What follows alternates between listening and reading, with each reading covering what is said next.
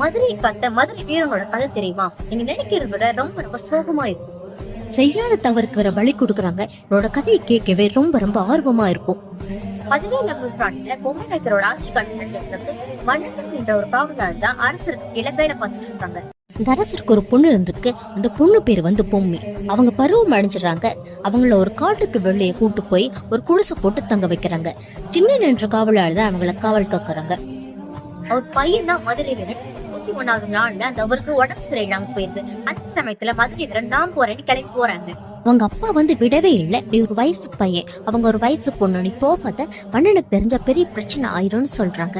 அவளும் உடம்பு சரியில்லை, நீங்க எப்படி போவீங்கன்னு சொல்லிட்டு அவர் இருக்க வச்சுட்டு மதுரை வீரன் போறாரு.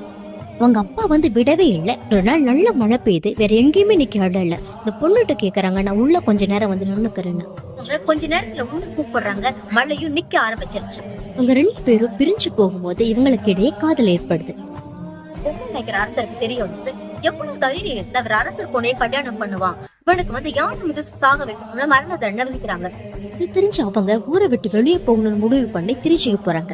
அங்க திருச்சியில இருக்கிற மன்னர் தான் திருமலை நாயக்கர் மன்னர். அவங்களை கூப்பிட்டு வந்து கல்யாணம் பண்ணி வைக்கிறாங்க.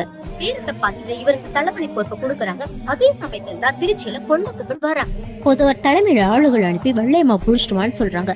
அப்போது ஒரு வெள்ளையம்மா பாக்குறாரு. கொள்ளைக்கூடத்துல இருந்து வெள்ளையம்மாவை நகைகளை விட்டு கொண்டு வராங்க.